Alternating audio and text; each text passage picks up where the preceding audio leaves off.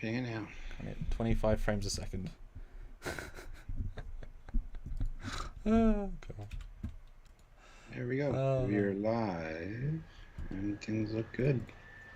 Well, you tell me, Stuart. There's a scramble. Sound good too. Yeah, we're live. So anyway, guys, hi, we're back. It's Friday. It's time for a review. Let's jump into it. Sorry we're late. But, it's been a fuck all kind of day. It's technical issues. The fact that you're seeing this, guy, is a miracle. So don't take it for granted. It's been a fuck off kind of day. Yeah. And everything's still not working properly. But yes, hello, Stuart. How are you today? Better than you, apparently. So that's good. That's not hard, Ozzy though throws in $2. Let's do the knick-knack maneuver. Great koala. Yes. Let's do the time origami again. Ooh, that's good. They definitely have a few shirt ideas in this. Well, I did think while rewatching it, I should totally do an origami, whatever it's called, like time vortex in a fan film. And everyone would be like, that's not... They're like, that's not a real thing. I'm like, well, I'm making a real thing. Minor thing's not a real thing either. So, yeah. Welcome back, guys. Glad to have you here. Hit that like button. Yes. Do all the things. All of the many likes, if they can. Yeah. Ray Ricks, £5. Thank you. Great episode. Fun plot. More development with Boimler. New old ships. George Takei with best line of the episode. Wait, George Takei was in this? Oh, my. Horsey will bite you now. Yeah. Is that a reference to anything? Or is that just... No. Okay. Fair enough. Now, I can't really hear myself that well. Let me listen to my live and see. Yeah, hit that like button, guys. You know the routine. And yeah, feel free to super chat in. We want to hear your thoughts on this episode. So, so yeah. Should be a good discussion. There's a lot to unpack in this one. No idea what he's doing, so we'll just go with what we have here. So, guys, as you guys know, there's links down below to Teespring and TeePublic. We got some Trekyards merch down there. By all means, go take a look at those. Join the channel if you're able to. You guys know what's up. The frame rate and stuff might be a little off and a little weird in this live, but that's okay. We're here, and that's what's important. So, let's keep it going. Yes, we Taylor are. T, $20. Enjoyable episode. Can't wait to see the ship comparison videos. Wait for the live stream, gents. Or thanks for the live stream, gents. Yes, we do have comparison videos, but they likely won't be up this weekend due to technical issues. But they will be early next week, so don't worry, you will get them. I mean, we have filmed them, so you know how in depth they are. Yes, they suffice it to say, they're very good, and they're fun to. It'll be fun for you guys to see. You'll see many a time of us looking at the E being like, yes, and well, hey. So you'll see that many a time. And that's not a real Defiant class. Well, talk about that in that video. Yeah, we do say that a couple of times, but that's okay. Yeah. How are you guys doing? Hopefully well. Hope they're all doing well. But I can't do polls, Stuart, so you're gonna have to be my poll master. So if you put so I can vamp with the audience. Never say that again. Never say that again. So if you wanna put in a poll, what do you thought of this episode, Stuart? I can chat to the wonderful people. I don't have a poll option either, actually. There's no option to put a poll in on my end either. So YouTube, man, they're changing stuff. They are changing stuff. In fairness, they are in at least monetization came back. But they're obviously doing a thing, and it's messing up stuff. Not a fan. Oh, by the way, monetization went away for a day or two, and then they had I got an email 2 days ago. Oh, don't know that. It said, "Oh, your AdSense account has been canceled." I was like, "The fuck?" So I looked that up right away. That's just because they changed over their format from the old style to their new style. So I just sent that to everybody. That is going to make so many heart attacks. Holy shit. It did that morning. That's why I immediately looked it up, and people were already on it saying, don't worry, guys. Oh, God. But YouTube did a very bad job of platforming that over because they still haven't sent an email confirming that it's fine. Oh, my God. So hopefully all the AdSense and PayPal stuff goes through on time this month and things like that. So, yeah, that's... and today there's no poll option. So there's been a whole bunch of shit with YouTube lately. Okay. Excellent. Fantastic. And yeah, Dan, the video may be lagging, but there's nothing you can do about it. So You're lucky to see us. very lucky. That's yeah. the current situation. So, this PC is doing enough as it is. Enjoy it for what it is, and for as long as we can do it. Yes. Okay, I'm going to start sharing as much as I can, but as long as I can hear you. You know, we're just circa 2017 internet. Nah. All right, cinema. He always says that joke, circa whatever internet, and it never lands because the internet was always fine, but whatever. Anyhow, 40 of you here now, 29 likes. Hit that like button. Let's try to get up to 50 likes. Super chat. It is the time to do so. We want to hear your thoughts on this episode. Hopefully this live goes well and smoothly. There are massive technical difficulties on Samuel's end, and we're doing the best we can with what we have. So just bear with us, guys. Hopefully it will all work itself out. But it might be laggy or slow at times. We don't want to hear it being commented on the entire time. We understand, and it's either this or no live. So it's kind of up to you guys to decide, if you can live through it or not.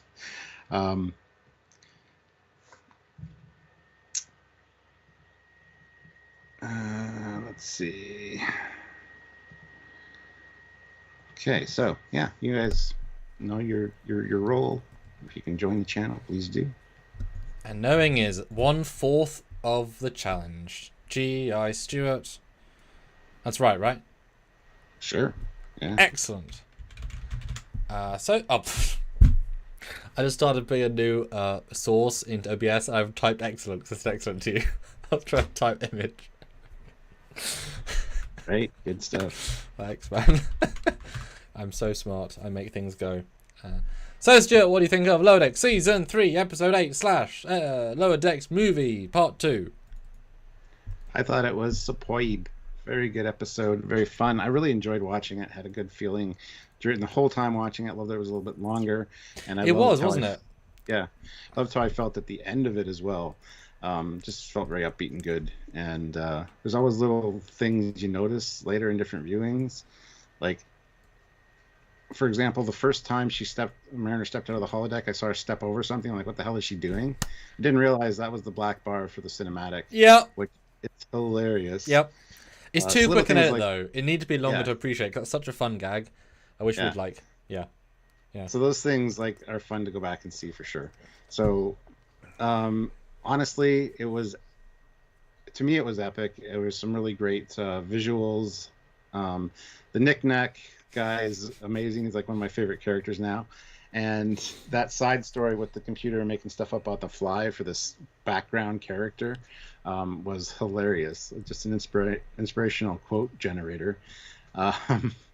So, I mean, I really enjoyed a lot of aspects of this. Plus seeing, of course, a Defiant-ish class ship and the Sovereign and... Actually, its class name, Defiant-ish. Defiant-ish class, yeah.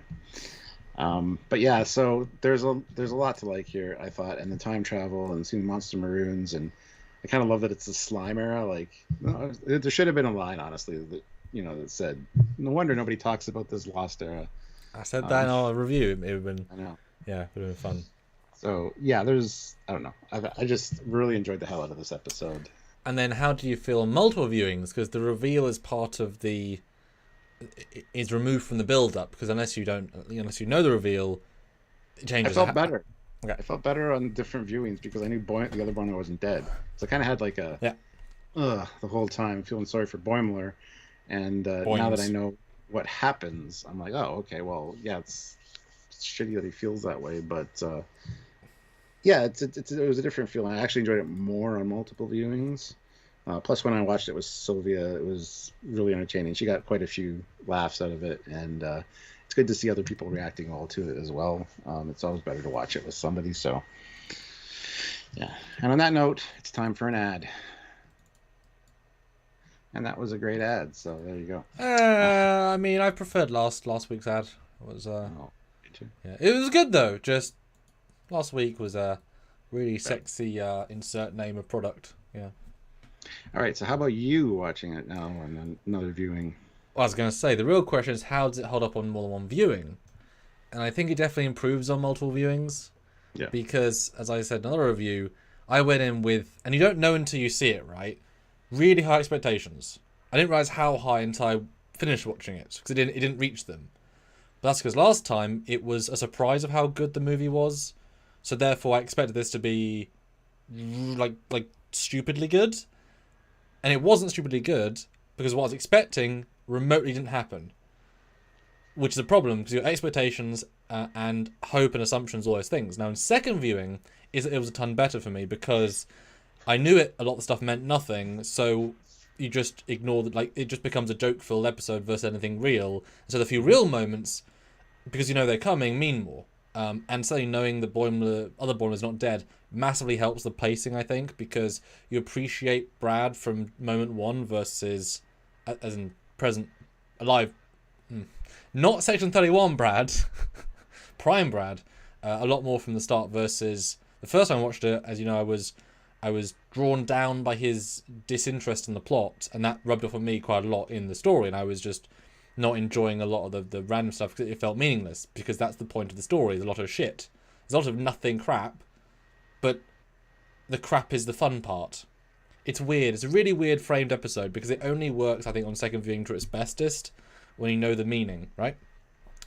But that said, it's the funniest of the season, I think. I think that's fair to say. They've sort of moved away from humor a little bit, and I got way more clever jokes in this one. It's visually ambitious hugely, but that's also to its detriment because they show the Sovereign at the start and they don't use it in any meaningful way except the initial pre-title battle. They show Monster Maroons, don't use them in any meaningful way. They show the past, don't use it in any meaningful way. The Sign of the Charter, they show it, means absolutely nothing. So I wish they'd shown less random stuff and focused on a bit of it more, because it's just window dressing entirely, which is great, but it means nothing. So I wish they'd gone for less scope, more depth, personally. Because I would love to have seen, as you joked, a quick Archer cameo, or even just seeing him walk down, or even make a double joke and turn and see Riker watching Archer. Like, you could, you know what I mean? You could be really clever with it, and they entirely didn't do that. I think the ending is excellent with other Boimler. That really, really helps, and the catharsis factor is really satisfying. The Vidra moment, the not Vidra, is really, really funny. And also kind of annoying. Because it's like, that makes no sense. Yeah, doy. Like, it's an effective non-joke joke. And you feel for Brad really well.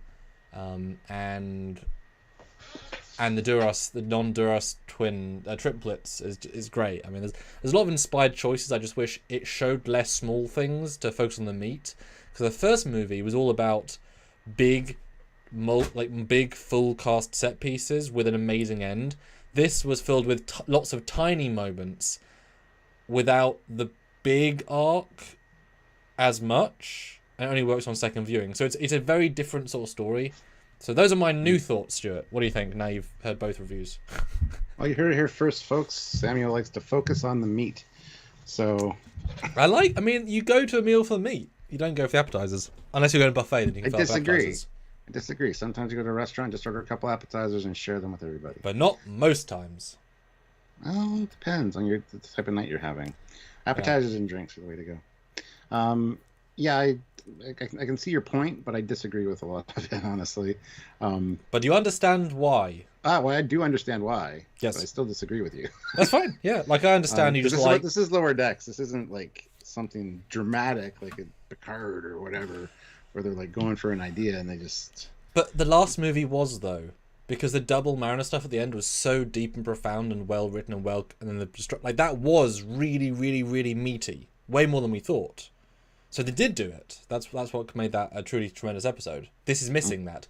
I also think this season is suffering from no overarching arc at all.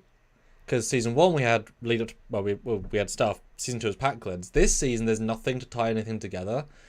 And so normally there'd be a bit more connective. I'm missing that in this season, and this episode is normally a respite from that. But because it continues to feel separate, it feels more separate to me.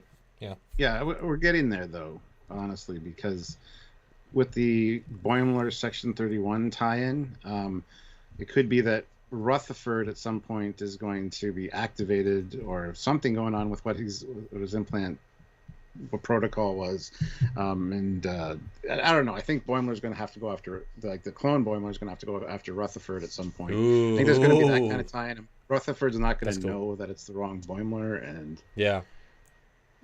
so they are working towards something. But there's less interconnectivity throughout this season than the last season. Well, yeah, it's you're 100% right. It's a season 4/5 setup, but there's no season 3 story. There's just setups for 4 and 5, which is okay. But the Packard build was so strong in 2, and then the reveal in 1. We're missing that entirely. Although yes, there's lots of tiny things. But I mean, they might just want to play with more episodic this season. That's absolutely fair. Yeah. Mark Lawrence, member for 33 months at the rank of Federation. So many months. Brother! Definitely a top 10 episode for all of New Trek for this one. I had just recently shown my kids Star Trek 2, 3, 4, and 5. So they ended up getting a lot of the movie nods. Yes. So proud. I'm so proud of you too, Mark. That's awesome. And was that because the 4Ks just came out, so you're able to show it in beautiful 4K? Because I'm excited to re-experience in 4K. Because that'd be super fun. And Matt Boardman throws in $10. Thank you. You knew going into this episode that Crisis Point is a play on Star Trek movie tropes. So that's the all of these things are meant to be. It's not meant to be anything deeper than that. Yeah, I mean, there's a lot of tropes in this for sure. And yeah, I love how even Boimler says it's kind of a stupid story. Mariner was pointing it out originally when Boimler was excited for it still. But at the end there, he's like, yeah, I get it. I get it. Yeah, like I say, just the first movie was deep. It had such a hardcore ending that was really, really this. I was just expecting more of that versus less. But in fairness, sequels are often more popcorn, less thought anyway. So I guess that's a trope in itself. There's just lots of missed opportunities in this episode versus going a bit further. Just too much breadth and not depth for me. But speaking of, we start with the space battle, Stuart, which is what we saw in sort of the trailer, although it's very good. Well, before that, Ray Ricks, member for 8 months at the rank of captain, says Thank it's you. interesting how much the Boimlers have diverged in a year and the influence Mariner is having on Brad Boimler. Without her, did he become evil? He's not evil.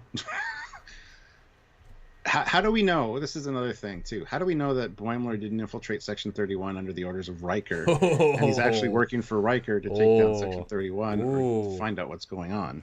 Like, there's a lot of possibilities. Well, yeah, I mean, I think that's a bit of a exaggeration. We don't know anything about the other Brad. We saw 0 development, so he seemed exactly the same to me. Like, I could see our Brad doing an evil laugh if he's having a really good day in a funny way. I thought they felt identical. I was kind of surprised how little they were different. Would you concur, Stuart? I would, yeah. Yeah. Yeah, absolutely. I mean, I feel like if they wanted to play he's different, he'd say, the black badge, perfect. But he was very Brad in his joke, so... Yeah. No, I love that idea. That's really smart, because that would be a good... I was really sad there was no Titan payoff of any kind. It's, I like the Titan. There's been... So that would be fun if double Brad, especially if our Brad ends up presenting that Brad, and then they fight, and then turns out he's a spy for Riker, who's a spy for maybe that's the big Patrick Stewart reveal. Admiral Picard has given Riker a mission. I mean, that could be super fun. Yeah, that's a really good idea. Terrence Child says Riker better be damn careful. He's playing with fire with Section 31. Yeah. They will kill him in such a way that it won't even know they did it. Or they'll destroy the Titan. Or they'll kill his kid. Oh, they already did that. That's what I mean. That's why he sent Brad in. He found out it was Section 31 that did that. Well, that's in the future, but we know he survives. But I mean, hey, if they could kill Thaddeus... Yeah. I mean, if they want to, it was always a stupid idea that it's like, dude, he could just, they could retcon that. But it is weird though, because Section 31 died when Sloane died. That was kind of the bait, like there was a consciousness of that, but nope, it's all good. It's all good. Of course. Makes sense. I'm all for it, but hell of a well to go back into, because that's like, oof. That's a whole other discussion. We're kind of getting off the review, but I got things to say about that too in Section 31 and DS9. But anyway, yes, I was going to say battle, but SVS Guru 2000 throws in $5. Thank you. And even then, Section 31 isn't evil. They just have a goal to protect the Federation by any means necessary. It is tricky, Because is a modern military evil for bombing bad guys? Well, they're not bad to their people. I mean, drone strikes are unethical, surely. You still do them. Yeah. The fact is that Section 31, I've made this joke several times in fan films. Do you remember that terrorist attack in 2387 that almost killed the president? Well, no. Of course you don't. Because Section 31 stopped it. Yeah. Like, that's the point. You know, you can't just flat out say they're bad, because they might have saved... Well, their entire job is to save trillions and billions of everyone's lives. So, yeah, you can't be as... yeah. But, what do you think of the start, Stuart? Battle. Battle was epic. I love the film grain over the whole thing. And it varies throughout the episode as well, depending on which era they're in. Yeah. We even get a guy, a poor scientist, gets like annihilated. It sets the tone so well as well. Just you over my dead body. Ah! Yeah. A lot of disintegrators this week, actually. Yeah. I love the reveal of the triplets. I thought that was definitely a take on the Duras sisters. Even their uniforms, the cleavage, very Durasi. Because Romulans don't tend to show that. So I was like, good job. Good joke. No, what a fantastic way to start an episode. She's like, and I thought I had to say this, but all hands to escape, and then incoming ship, and it's the Wayfarer. Dun, da, da. And it is the same music vibes as the Titan jump in. So I got a lot of the same vibes, but they make a Sovereign look fantastic. It's very accurate. It's very epic. I love the fact that Boimler chose a Galaxy Bridge when he was being all captain-y the Holodeck last time. Now he's going Sovereign, so he's upped his standards. I love his name, Captain Bucephalus Dagger. It's like, wow. Sure, I like it. No, I like it. It's and it is longer than the trailer. Thank goodness. There's a bit more meat to it. I love the take on the Derrida of the Valdor. It's similar to some concept art. I thought the Cerritos looked fantastic as well. The lighting was darker, but not too dark. Although, a second time bugged me. The first line Freeman says is, "Turn and fire all phases! Return to fire!" It turns and does nothing. It's like, well, they're not following orders, are they? It's a bit obnoxious. Like, don't say that line if they're not going to... Animators, fire their phasers. Yeah. But yeah, some beautiful shots of the Wayfarer protecting the Cerritos. Like, it's right in the line of one shot, and then beautiful chasing the... I guess I'll call it a warbird, even though I don't agree with that. I don't consider it a warbird, but... Yes. But... and of course, we have the mishap, the Elcar's mishap, which is... It's not even subtle. It's literally behind, as you can see, it's behind the captain's face. They just didn't notice it in the. It's a mistake. They just didn't notice it. Obviously, it's the Titan, which is the bridge they did on purpose. Did you see Mike McMahon's tweet about it? I saw one of them. He tweeted several things. What did you say? It's just, he said to Terry, it's just our way of showing all the ships that are going to be erased in Picard season 3. Yeah. They just made a mistake, and they're going to make a joke out of it now. Yeah. Because it makes a tiny bit of sense if you extrapolate. He loves the Titan bridge because he served on the Titan, but the computer would change the Elcars, so he had to tell the computer not to, which is stupid by itself. So it doesn't. It's fine. I just like your comparison of Bridge Commander, where you get the different bridges, and you can select whatever bridge on any ship. Yeah. No, I mean, it's a holodeck, fine, but it's but also it did tell me early on that they're not going to spend much time on this bridge because it's not a new bridge. It's not been redesigned. It's not been relit. It's the same Titan bridge, which is fine. And I was right. It's the only scene pretty much we get on the entire bridge. We move on pretty quickly, but he is epic. And new uniform style, which I like. I like the new uniform style for sure. Yeah. Somebody on my live last night said, wouldn't it be weird seeing like people walking down the hallways with captain's pips on when they're just ensigns? Wouldn't that be confusing to people? It's like, well, the uniform is a uniform that's not really used, so no, it's like a holodeck only uniform. I think maybe who knows? It's just to show that you're not actually pretending to be a captain, you know. Yeah, I think people are smarter than saying, "Oh my God, how did he become a captain?" Yeah, no, for sure. And then we get to hear about the chronogami, which folds time like origami, and it's a good description. I thought it was funny. A lot of weird technobabble in here, just made up shit. And especially that one line the doctor says later is just... And Mariner quickly addresses that you shouldn't put that many made-up words together in a sentence. Yeah, the writer had fun. Yeah. That's pretty blatant. But Boimler gets called to Ransom's office and thinks it might have something to do with just needs to be spotted because he just learned Tellarite deadlifts or something. So he takes off from his own program, kind of scrolls the script ahead a little bit, past to the credits, which I thought was, I wouldn't be doing that. I'd be like, you guys are going to wait for me, so chill out. And he's not in Ransom's office long, actually. No, minutes. When we see the credits, like, there's not much going on, so. Which I thought was a little odd, but I do like the script on the. That was fun, yeah. On the arch, like, you're scrolling through it, you can make changes if you want or whatever. Yeah. So. And actually, I know they didn't last season, but it also sets another precedent or reinforces that they, you know, we've often said recreating the people you know in the holodeck. Well, it's all about the bridge crew, you know. But no, great font, great text for the tile sequence, really fun. I love the enthusiasm.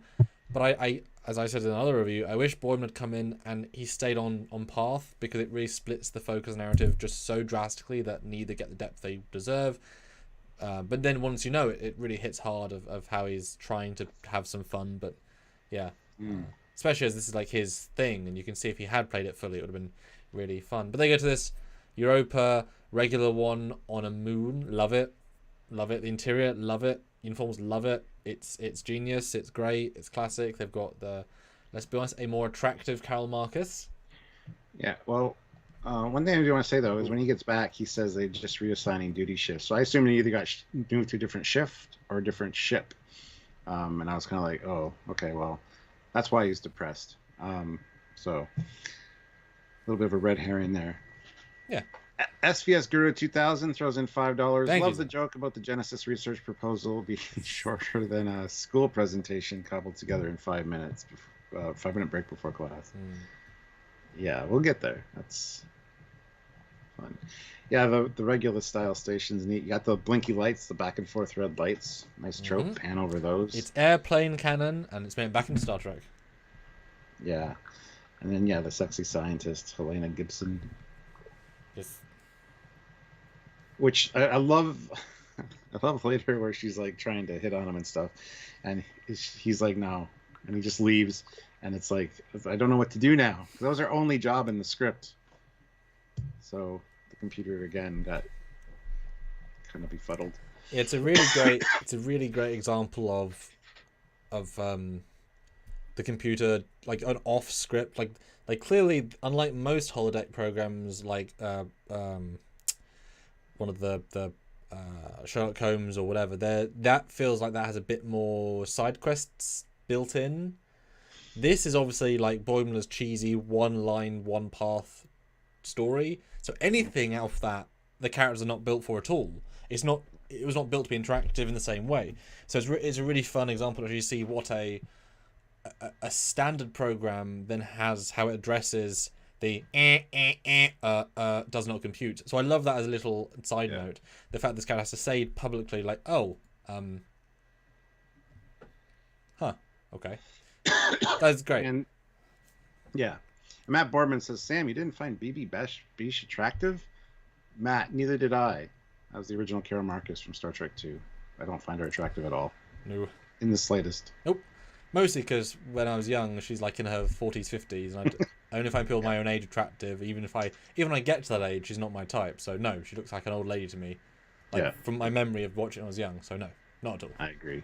But honestly, TOS Enterprise. David's not bad. David's got some handsomeness to him, but that's from Kirk, obviously. So sorry. It's okay. TOS Enterprise and can we just get a and an accurate TOS Enterprise, 100%. Not the Strange New Worlds Enterprise. Nope. So not retconning anything. Nope. The galaxy looks exactly like it should. I love these wireframes. And Rutherford's so excited about the graphics because they look so great. That's like there's so many great jokes. That's got to be one of the favorite jokes of the season. Just that idea of we get it.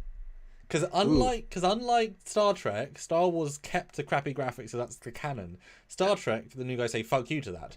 Yeah. This is a beautifulness because that's not a joke. He's saying that genuinely. Yeah. Right? Beautiful, beautiful, beautiful, beautiful. And Lister says, "What about Alice Eve?" Oh, well, Alice Eve is Oh yeah, fine. Yeah, she's beautiful. I've met her, and she's yeah. for those Look 3 at my picture with seconds, it. she's nice. Yeah. Yeah.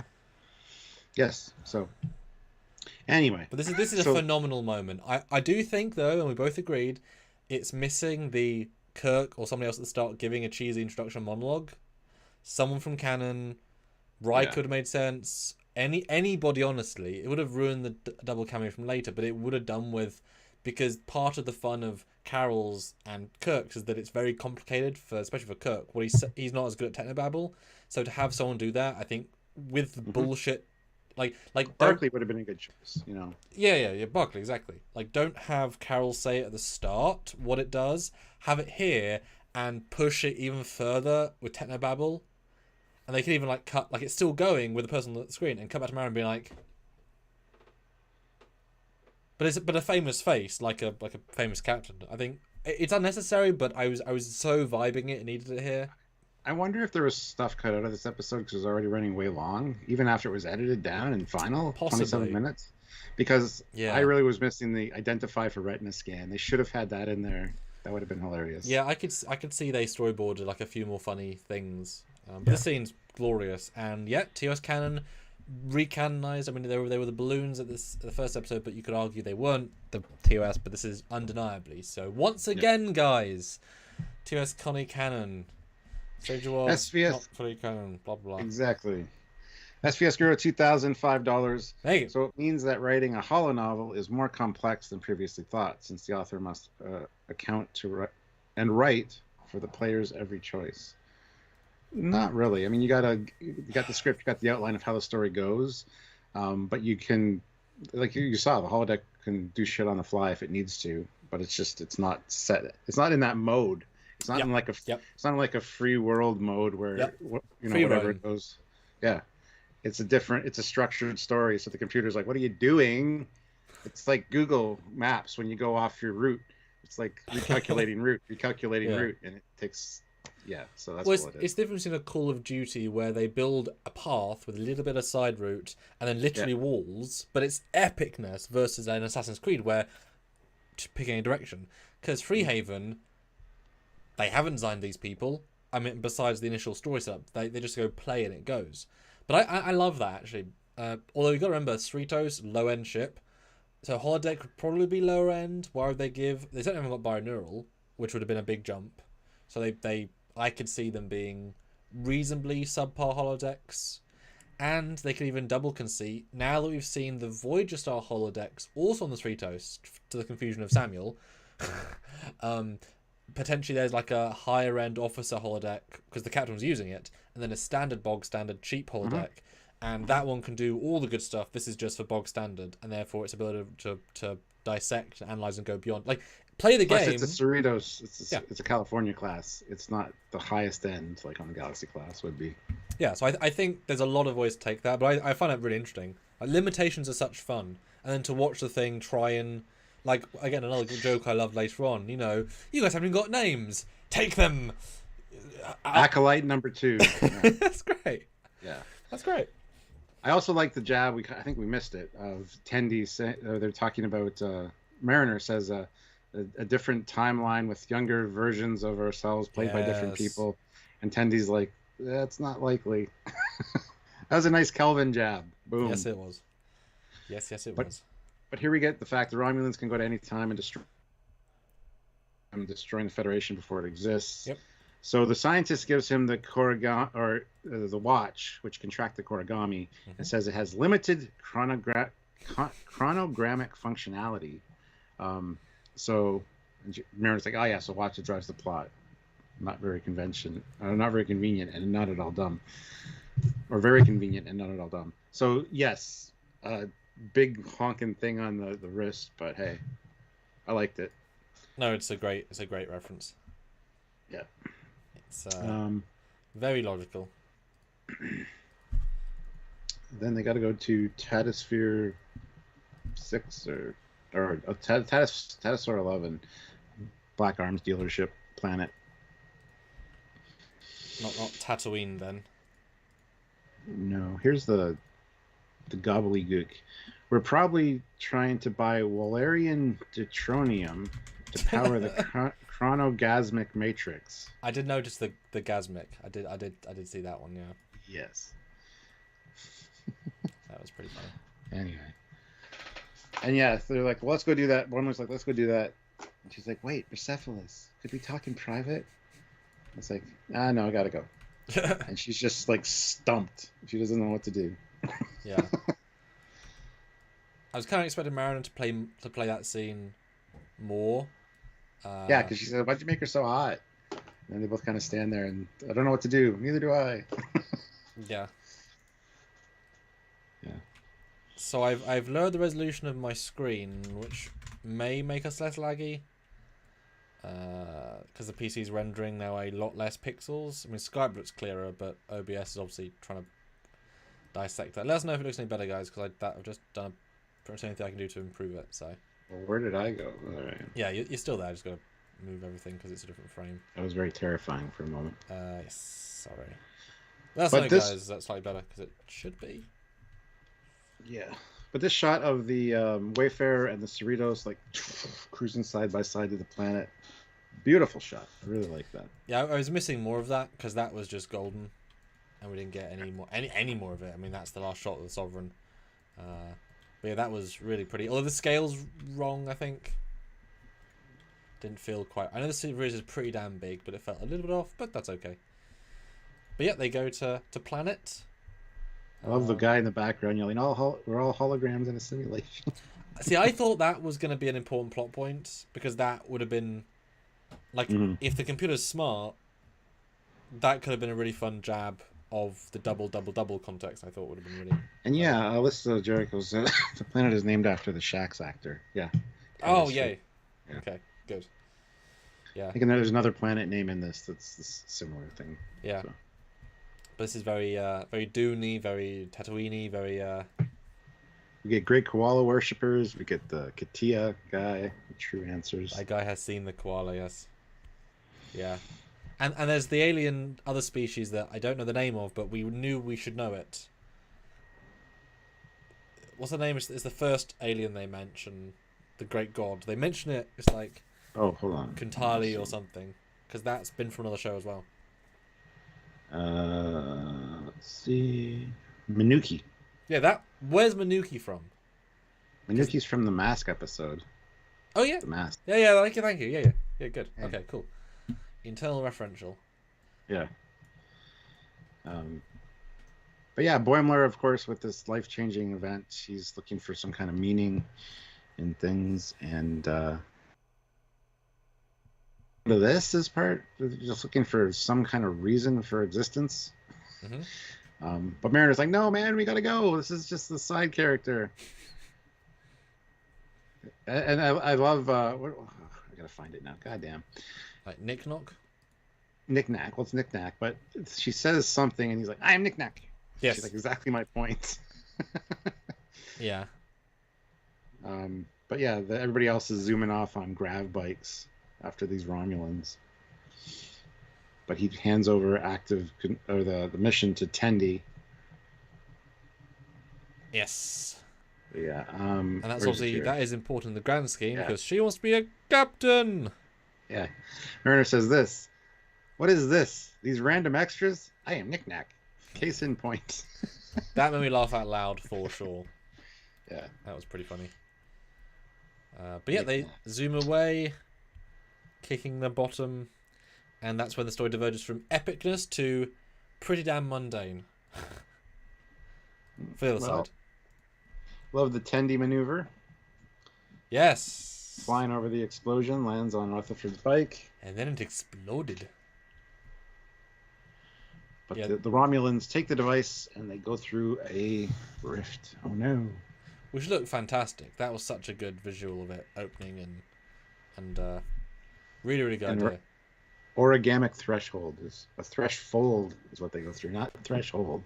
Threshold. My goodness. Yeah, I love the Tendi Matrix move, because it's such a shot from I just saw Trinity. Like, it's so referential, but also pure epic. And I mean, you said this last week, I believe. Tendi has been developed from the cute science character to ex-pirate daughter that can kick people's butts very, very, very easily. And this shot sort of summarizes that, I think. That, yeah, that's where we're going with this character. A medical doctor that will punch you to death. Or punch you to whatever. Yeah. And then, yeah, they go through back in time to, beautiful to see as always, Rathakhan costumes. Like I said, I really wish they'd done more of this because it looks so good in this animated style. Something about them really pops. And since they're so expensive to make in real life, you know, you don't really see them. And, double fun reference, the squid monster creature they're there for, or there to whatever, actually an ambassador. Actually Starfleet, which is a nice... Yeah. Yep. You can miss it super quickly, but they make it clear so you can appreciate, yeah, Starfleet comes in all sizes, and that's really nice. The Great Sulian Algae Crisis. Whatever that means. Yeah, I certainly wish they'd stuck with this to see them go through Rathakhan. And in fact, they could have put Sulu here. Actually, if this had been an Excelsior mission... Because what if Brad had written Sulu in to this part of the story, and then because he knew Sulu was in it, he was on his brain, that's why he appears in his dream. That would have been great. Did you notice there's even cigarette burn marks for the film? You know how they got the little flash of in the corner? I actually got one of the frames that has it in the corner. Yeah, they went. This is when they went heavy on film grain. Yeah. And so what do you think then? This is when the pace then changes to then Rutherford getting a sandwich while they're going through time, whatever. Because totally. That's funny because the actor for Rutherford does Subway commercials, so it's funny that it's actually a sub. Yep, that was done on purpose. Yeah, but the time travel stuff, the tunnels make him sick, so he went and got food. I thought that was hilarious. It's funny, but it also shifts the tone. It shows us as the audience don't take this seriously, even less serious, right? And it puts on the back foot of this is not. It's tricky because he doesn't care. Like he's not even. I think because he realizes Marin and Thingy aren't even here anymore. He's just having fun, man. Having fun with his friends. Yes, he is, and his fake crew as well. I love how he's like, "Who's the big squid? That's Ambassador Koro." Oh, never mind. And even Freeman's like, "This is required learning from all cadets at the academy." And she's so serious. But it sounds like that's a really cool mission. You know, an algae that was killing a world, and then there's that's cool. That's a fun idea. But I was begging for a lost era joke. You know, I've never heard of this. I know it's from the Lost Era of Data. Oh, it's fine. It's just that's a Trekyards thing. So, I think we were always on. And then we're in the... What a great shot to be on. Dear me. Then we're in the hut with Katia. We're looking for Katia. Mm-hmm. And the guy's like, and the answer is... Katia 6? What I'm about to say. And then just building this dude's backstory. And then the computer's like, backstory? Okay. I'll show you my backstory. But literally a map on his back. Again, I like the interactive holodeck thing. It's daft, and I kind of wish they'd pushed the joke a little bit further. I'll tell you in 5 minutes once I consult the scrolls, and he walks off, and then they follow him, and there's nothing there. Like they could have been, but I thought that was funny. Oh, Team Mock says, "What is the Lost Era shirt?"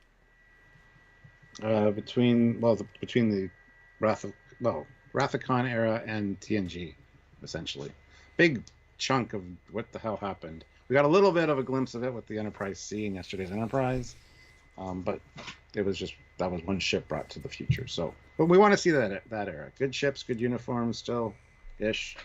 Yeah. And it's basically the end of the Rathakhan era into the mid era where they use comm badges and different tech, and then into TNG, which goes everything from Star Trek 7, everything from Generations. So the B, the C, and then the Stargazer era. It's basically anytime you would see a TMP era ship, that's probably a Lost Era thing. And because there's never been anything in it, they've sort of ignored it to the nth degree. Partially because the costumes are so expensive to recreate anything there is a bit more. And it's fun because you have post-Klingon war stuff, you have Romulan aggression stuff, you have all sorts of really interesting stuff they just haven't got to. Yeah. Yes. But yeah, I like Nick Nack's great. I like the dude. Then Bournemouth goes off on one against Mariner. Basically, your thing sucked. There was no reason for it. And then she comes, well, no, I had a profound revelation. Your thing is no reason. You only want to murder the crew. So true. Yeah. And it's a good little scene. Mariner's very much just the voice of the audience. It was interesting to see. It would have been nice if we'd cut back to Mariner, Bournemouth doing some of his stuff, but, it works the same way. And then, let's find this freeze frame. She walks out of the holodeck, out of the anamorphica deck, and then you see the black bars. So it's a real thing. It's a real thing they're doing. I wish they would have showed it from the other angle, though, where she's stepping over it, because if they did, I didn't see it. So it looks at first viewing, I knew what they were doing, but to an audience member, it looks like an elevator or a lift is stuck between two decks, and she's gone over it. That's what it looks like. Or there's a table or something there that's once the arch is gone, it just fills in the space, right? So. But black and white, they make things black and white for Chaotica, and so it makes sense. But it does tell you that they still understand that anamorphic widescreen is a movie format when they watch historical movies. That tells you that format has not gone away. That's cool. That's really cool. It's very, very clever. Ensign Ricky, $10. Oh. Thank you so much. Thank you, Ensign. All around good episode. My favorites are Shax. We don't want any witnesses. Also laughed out loud for that. And Nick Nack, Hulk, Act 3 reveal. Loved it, to be honest. Lower Decks is still going great, in my opinion. Like the whole season so far. Yeah. Let us know in the chat, though. Did you notice the black boss as a moment? Can you do a poll now? Is it letting you? I can't do polls. There's no poll option. That's weird. Sorry. And I obviously can't see our super chat total. Where are we percentage-wise? To our minimum. Oh, there's a new feature. Ooh. So there's an engage with your audience button now. Instead, you can start a Q&A. Ooh. Or start a poll. So I can do a poll now. Okay. I didn't know there's just a different layout down there. Is it more than 4 options now to the poll? No, I don't think so. But Stuart, what's our super chat? Where are we at minimum-wise? We're almost at our halfway of our minimum, cool. And we're halfway through the episode. Perfect. So a few fives would help us out. We're doing well so far. We're kind of turning this month around. We've had a pretty bad slew of months, and this month is looking to be better, and we could definitely do with that. So you guys are doing fantastic. Just fives. Let us know what you think in fives. Or even ones, let's be honest. But let us know right now in the chat, with 81 people, what's your favourite joke of the episode? Because there's almost too many to mention. It's a really clever episode in that regard. Let us know. I really would like to know. Because interaction, guys. We're here for interaction. Oh, and speaking of, tonight, Stuart, you and I and Thomas Maroney will be on a very special live stream. Those of you that are in the Stowe-verse knowledge spectrum know that it is Fleet Week that Star Trek Online have put on. They are celebrating the world of Star Trek, and obviously they are well known for their ship creations. They are let's be honest, the best source of ships, bar none, for the last very long time. And we're on the Q Continuum, I guess with a KY, I guess that'd be Q Continuum, live stream today at KY Jelly, what? Yeah, at 4 p.m. Pacific. So late. What time is that for everyone else? Because that's 7 Eastern time and 11 2 a.m. I don't know. It's like 7 Eastern Standard Time. I don't know. It's very late, but we've been invited to take part this week. They have people like Rick Sternberg and John Eves and Doug Drexler, I believe, is on one. They've had real doctors in science, real all sorts of people, and we're joining that sort of community stream. But Thomas Maroney, the amazing ship designer and genius, as Star Trek Online, will be joining us. So it'll be all 4 of us talking ships and whatever they want to talk about, really. So yeah, that'll be fun. And yeah. So go tune in and watch it. I am Meesy throws in $20. Oh. First thought when they mentioned William's death is that there's no way that would happen accidentally on Riker's ship. Exactly. Then that's the scene gas or whatever while he was sleeping. Flooded his quarters. And Matthew DeFreitas, $2. I'm still taking the pants. I did a spit take. LOL. Oh, where he's stealing the clothes of the guy It's the fun part of time travel. And I just checked the email, and it says 3:30 p.m. PDT, 6:30 EDT, and 10:30 p.m. GMT. Yeah, their UK times are just weird and wrong. Because that's like in half an hour, which I don't think is right. It's not. Yeah, it's going to be 2 their time. Yeah. That's weird. Yeah, their UK times are off. Sorry, I got excited for a second after being up so late. But no, I do. Anyway, sorry, just plugging the live stream sales again. Anyway, Mariner goes to see Ransom for her evaluation, and yes, he says nothing here but praise from the department head. You're doing a really good job, Mariner. How's Boimler? She's like, annoying. Why? Oh, he didn't tell you? Ooh, William Boimler, he died this morning. Mm-hmm. Or did ghastly. He? Yeah. Neuroscene flooded his quarters. And Neuroscene is a sleeping, which I did pick up on. I was like, really? They killed him with a sleeping gas? A knockout gas? I mean, it's not. I mean, you can overdose. It's fine. Just too much of it. Yeah. It's like, okay, interesting choice. I always remember the famous Prometheus episode where they Neuroscene, and then Temporal used it again. Neuroscene. So I know Neuroscene quite well. Yeah. But yeah, and she's like, well, man, hopefully he's well, and if anything like that happened to me, I'd have to lean on my friends, and we get to see his friends, Matt, the beluga whale, Matt, the 2 other guys. Yes. And Mariner's like, oh yeah, considering how she just stormed off on him, she feels bad, but really, Boimler didn't say anything, so whatever, she shouldn't feel bad. No, sure, yeah. His choice to not say, it's fine.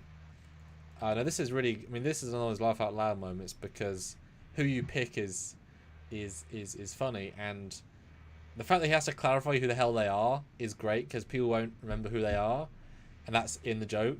But considering he has Stevens, who's a lackey, he had his Hawaii crew last season. Now his best friends are random creepy bartender that always tells lies, transporter guy who we don't even know very well. We've only met a couple of times. Matt Dolphin. And they're all hanging at his pit. I love it. I love it so much. It's such a good joke. And the fact the bartender's brain drinks is just. I wonder if they're all from Hawaii. Oh yeah. The new Hawaii crew. Because the old Hawaii crew were all liars. Because the new Hawaii crew. Yeah. Anyway, they end up in Sydney in 1982, Yes. July 15th, and they find the museum. Yes. Where the ancestor of this ambassador is. They think that the Romans are to kill him. Then they get mugged. Yes. Which is very reminiscent of Terminator 2. It is. Although I just realized there's one punk with spiky green hair. It's a bit like a Rick. And Morty character. Yeah. And I like how the one guy because the Strax line of winces. Maybe it is Rick, a young Rick. Oh, he doesn't speak. Because it looks like him. Look at him on the ground. It looks exactly like him. I mean, is Rick missing a tooth? Well, I'm sure you can put it back, but possibly. I mean, I'm sure Rick Shantes wouldn't mind being canon in Star Trek. That'd be kind of fun. But this is a really, really interesting scene because it's kind of like the famous GNDN museum of old. It means nothing, and this is where the story literally takes a deep dive of it's relevant. But it's so Terminator-y. It's so specific to that vibe, even to the point where Rutherford steals his clothes. They must have been vibing that. But I do love the fact that the bully that has the same scar as Shax, which is funny. And Rutherford's just having fun, just watching a movie, essentially playing along. Yeah. And Tendy's taking it kind of seriously. Kind of. Yeah, super serious. But now we're back in space on Random Space Freighter. Which I loved. I loved. The ship. Do you remember which freighter that is, Stuart? I can't place it off. Oh. It's specifically the Klingon Neutral Zone freighter. Okay. Yep. There's not a Klingon Neutral Zone, guys. What the hell are you doing? Yeah. It's that freighter. It's that one version with a big-ass pipe. I love it. It's such a good reference. It's not the Zosa. It's not the whatever.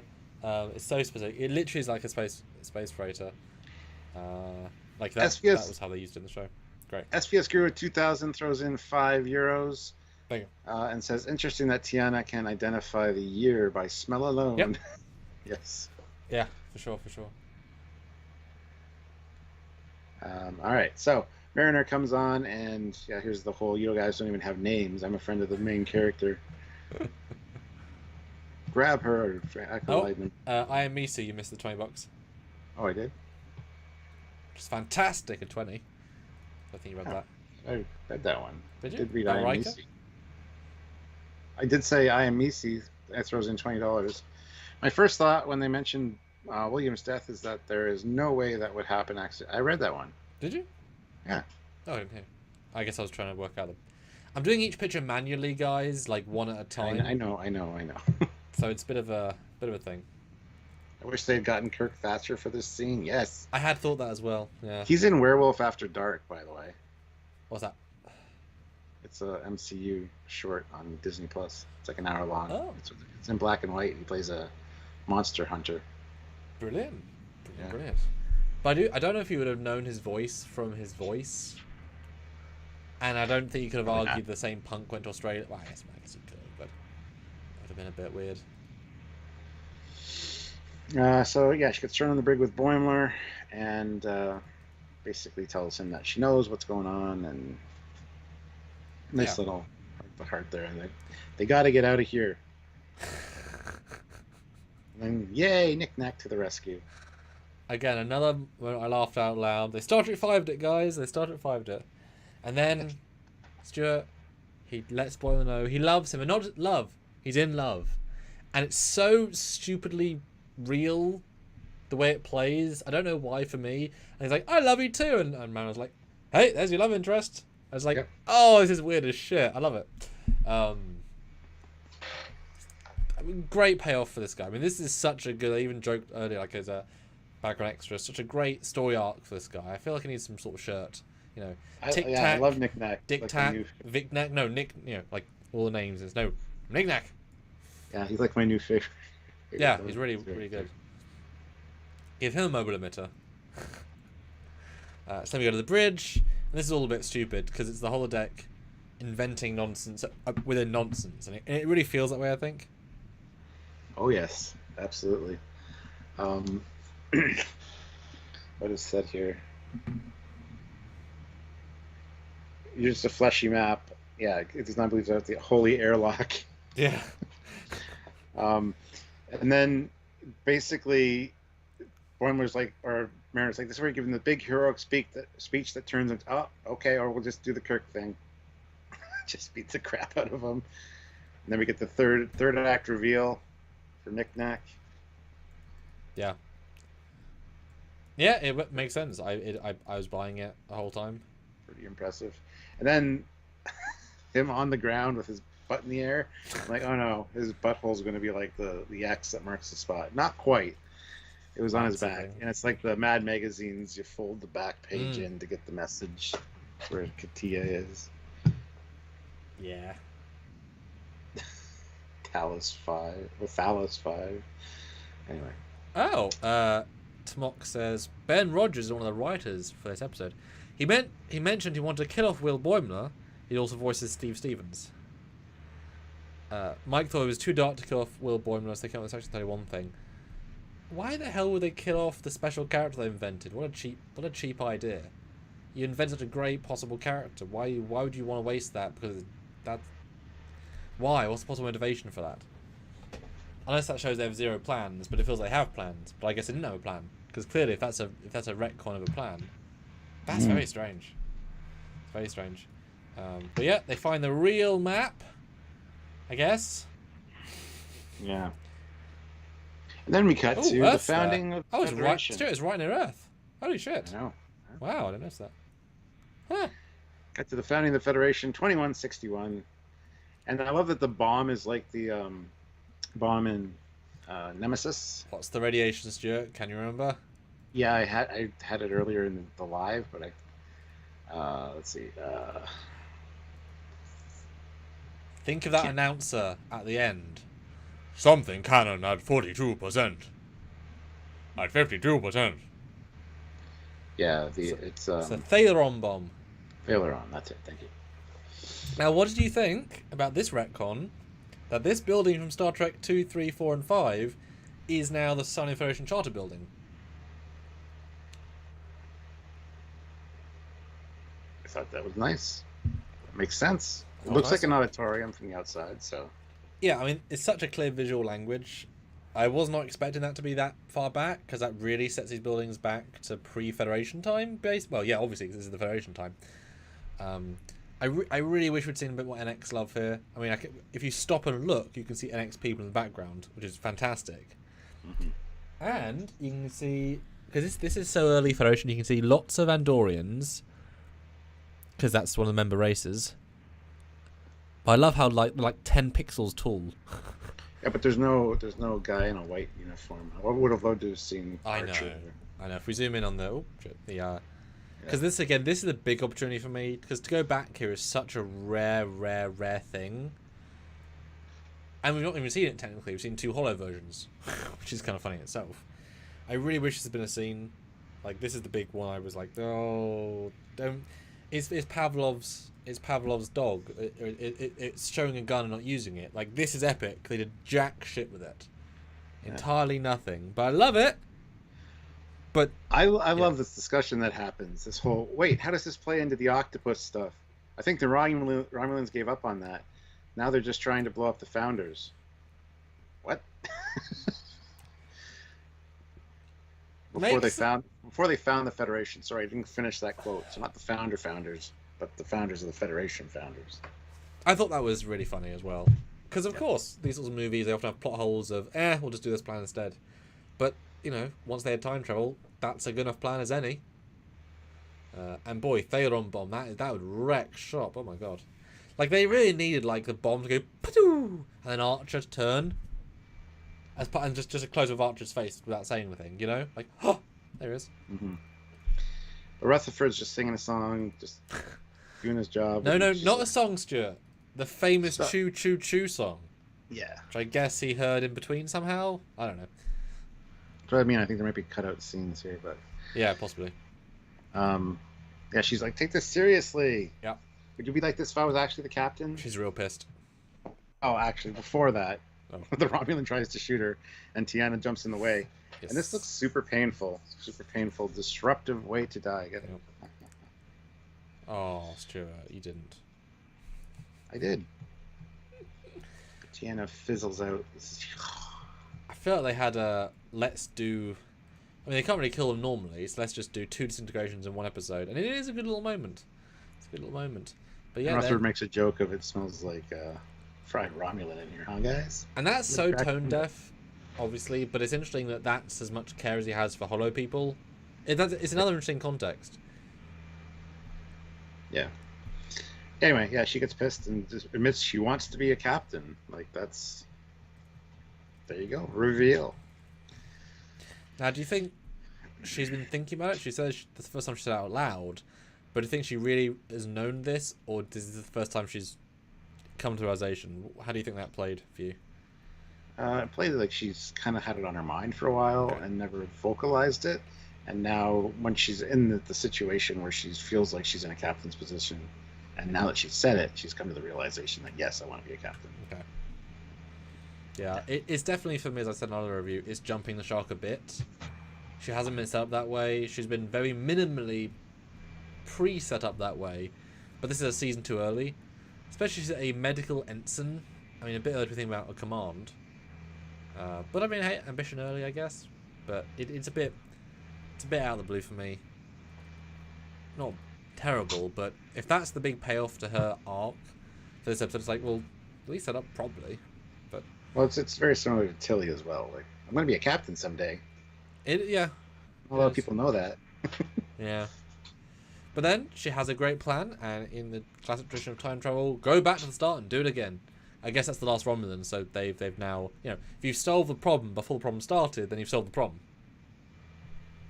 Time travel.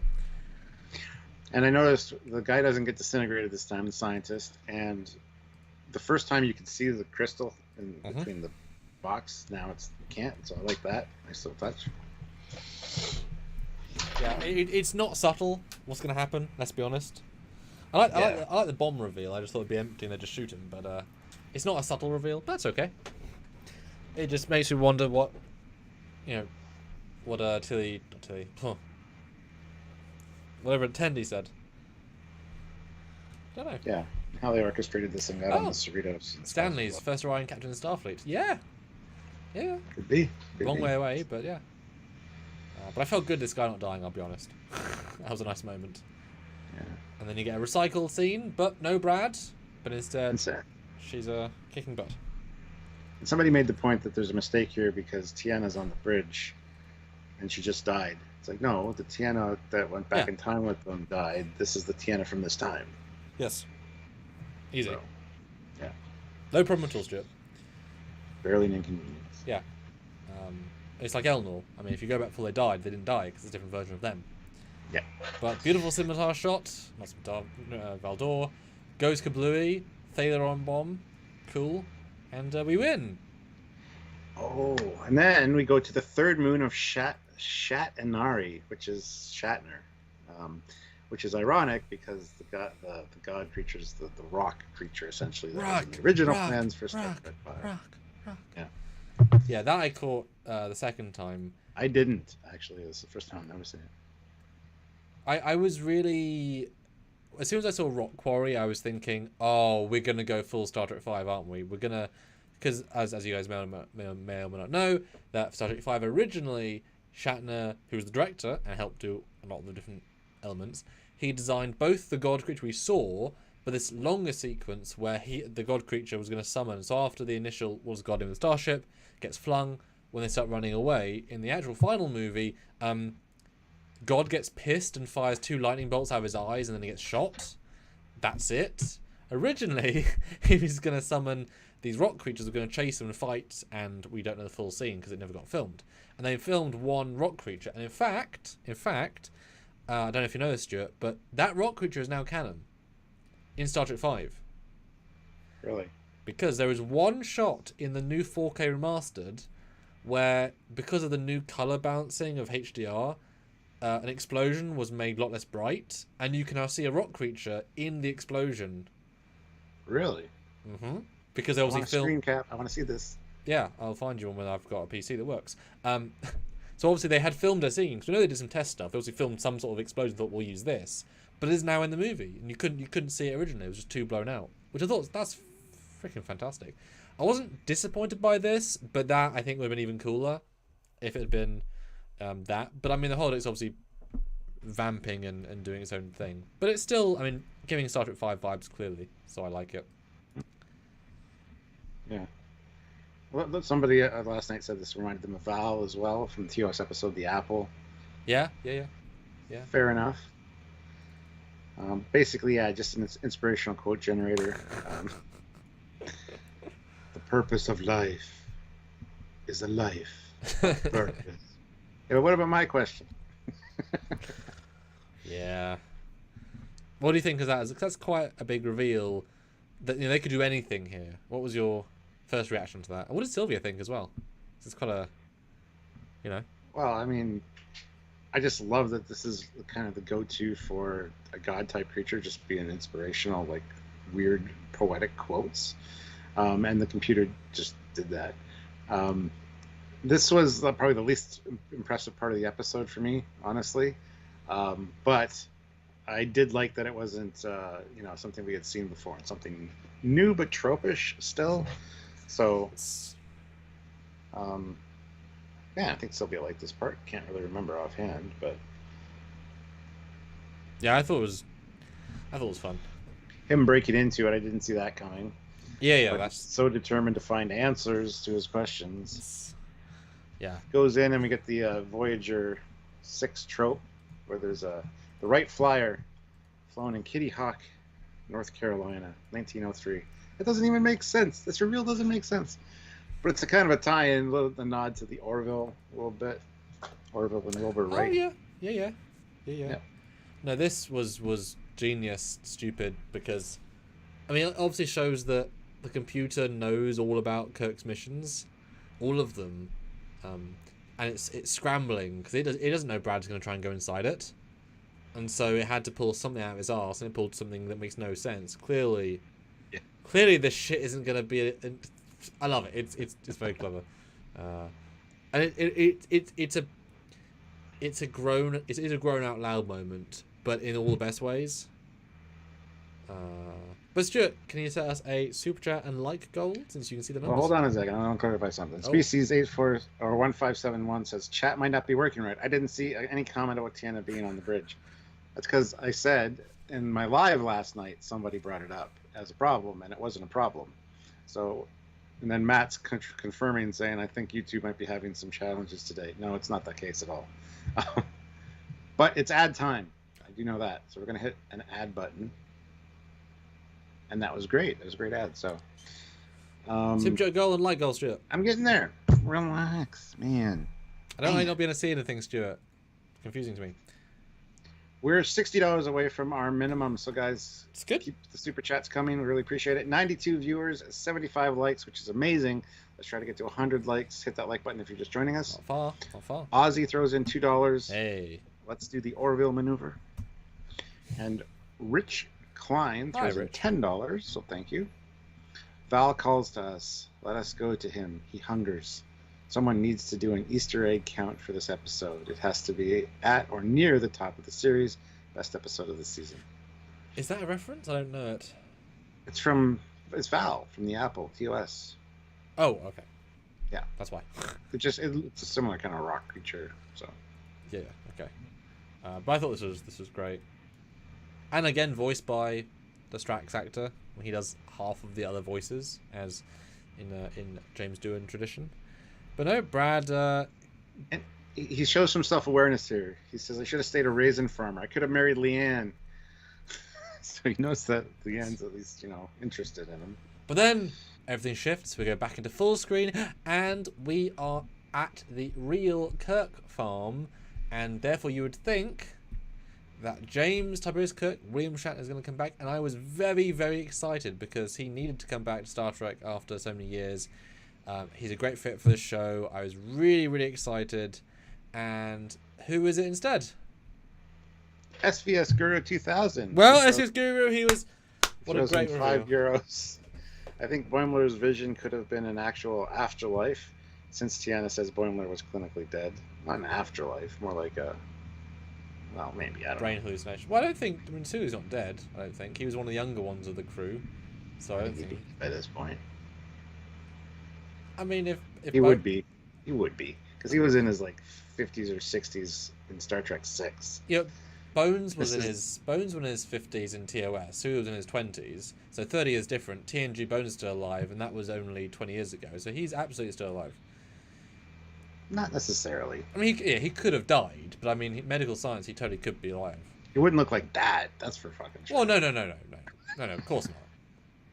Yeah. But I'm saying he's. This is also, yeah. I don't think Sulu would go to the Kirk farm for his afterlife. Ray Ricks throws in. He would. He'd take over Kirk's because it's a whole Kirk-him rivalry. It's fine. Ray Ricks, £5. Love the new variant, lower deck style uniforms. Adds a different feel to the characters. Does, yeah. Yeah. It's not heaven or the Nexus. It's Idaho. Yeah. Anyway, so yeah, it's Captain Kirk. Oh my, no, it's Captain Sulu. Oh my gosh, Captain Sulu, even better. What a burn. It's not even better, but okay. Bit harsh. Anyway, he says he took the place off of Kirk's hands because Kirk's probably out time traveling or who knows what. The man could never relax. Which I didn't catch that line the first time. I thought he'd said from Kirk Thatcher, another guy called Kirk. So it was just some guy happens to be called Kirk. So I prefer it they actually took it from the real Kirk. So it does make sense. We know that he then, went into Star Trek. He got lost in Star Trek 7. So I guess before that he said, which is weird because then he gave his farm to. Well, this isn't canon because it's a hallucination. But if it was canon, then he gave his farm to Sulu and then met his daughter Demora, or it was in his will to Sulu. Because Sulu has not got grey hair, so it's not that long after 6 if that's when he did it. Yeah. But it's a hallucination. It's not canon, obviously, but it's a fun. Like I says, there's even a hot tub in the back. I wish I would have elaborated on that, but don't go in there. Mm-hmm. Who knows what Kirk would be doing in a hot tub? Oh, Orion's all over the place, yeah. And then, is this heaven? Is this the afterlife or the Nexus? It's Idaho.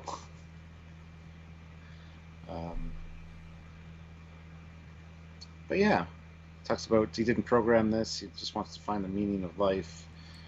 And we find out that Sulu's lost many friends, some heroically, some tragically. The randomness of death is merely a reflection of the unexpected joys we find in life. I just realised there's a car behind them. Just a car. Just a modern day car. Yeah. Yeah, this isn't canon. This is just a weird brain together hallucination. Yeah. And Boimler says, so if I spend my life worrying about the meaningless of death, I'll never find joy. I literally just said that. For the audience. And then he goes on to ask a whole bunch of random questions about, did you practice with your sword every day? I'm a sword guy. What was it like working with Spock and Uhura? What about the buttons on the Enterprise? Keeps them canon. Now, of course, my brain said, if you're going to bring back George Takei after 30 or 30 years, have it be really, really meaningful and meaty. This is a lovely scene, but if that's his last appearance in Star Trek, I'll be thoroughly disappointed, because it's not good enough for his last appearance. You know, it's nice, but it's not even Sulu, right? It's Dream Sulu. I mean, it is more serious than you'd expect Holodeck to be. It's really poignant, really special, but like that's not how you know what I mean? I need more Sulu, personally. Like, he could have had him, like I said, have him be as part of the time anomaly in like first contact uniform, you know, or have him be on the Excelsior doing a mission. There's lots of stuff you could have done here.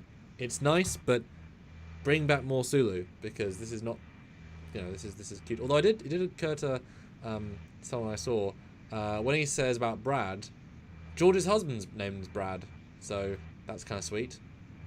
But it's a nice scene. I just wanted more, you know. But the horse is going to bite you now. And then that's the transition to the hypo spray. He's clinically dead, Stuart. Jesus. He passed out screaming something about the Wright brothers. Yes. Kid, you got to take water breaks in there. Holodecks may be fake, but dehydration is real. I love that line. That was hilarious. And then the whole, was I dreaming? More like clinically dead. Mm-hmm. But, now, I did think it was a bit odd here, because we already saw that. Well, no, because I thought that when Mariner left the holodeck, her uniform went with her, but they're all still in their uniforms. These aren't holo uniforms. Yeah. Anyway, Boimler apologizes for his movie being crap, and Sonny's like, "Are you kidding? It was amazing." He's like, "Really?" And they're like, "We don't know what you guys got into, but we had some fun." Are you kidding? Our story was sick. Dagger here fought off a mutiny, then beat the shit out of the gods. When you said all that. But then they got to get out of there, because Stevens leaned against the warp core and needs his bed cleared. Oh no, not twice in one day. The poor guy. Look at the burns on him.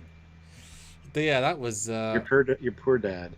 I was gonna say, this is a famous thing. He doesn't sound like my dad, but he looks like my dad, and they keep making him a punching bag, and this is and all the beds are full too, which I love.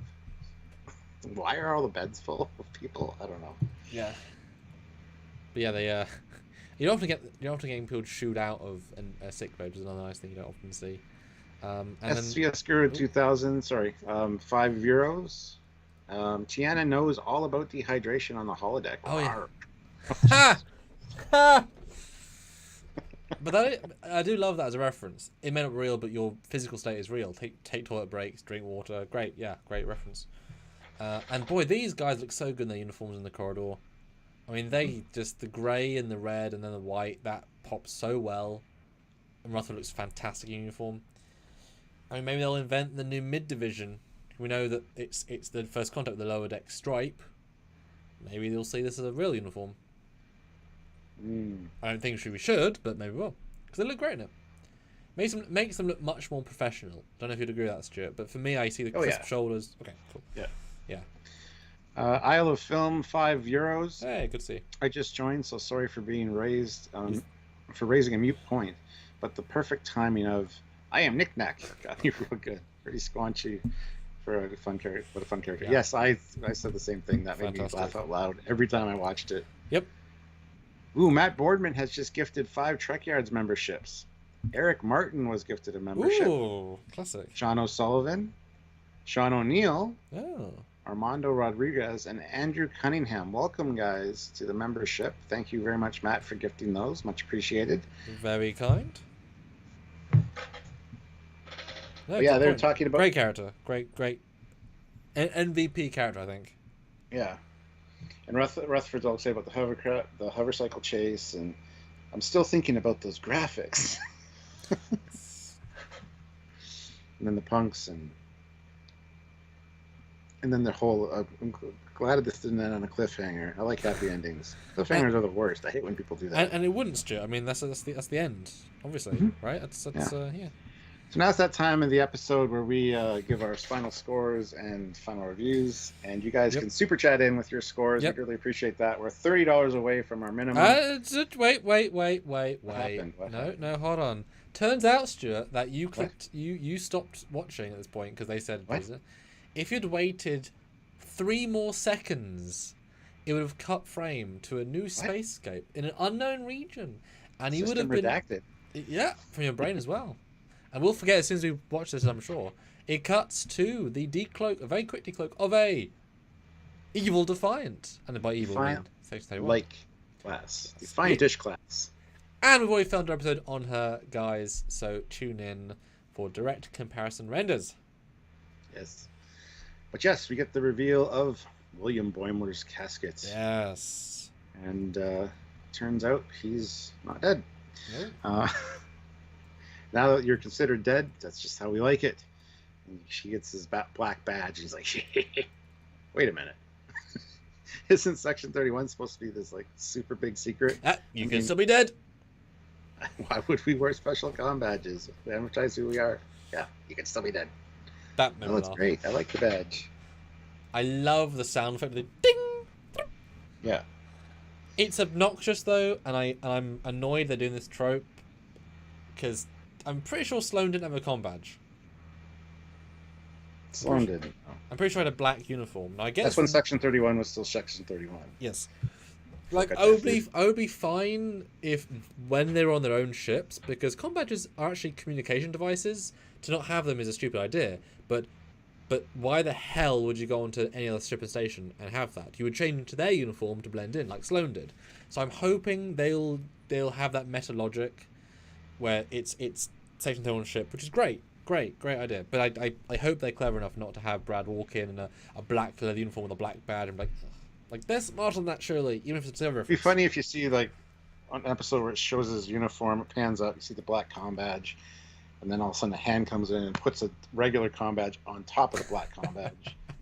I could see them doing something like that, and then it continues to pan up to see Boimler's face. Or even, let's be honest, even smarter, they tap it in a certain way and it holo generates a normal comm badge.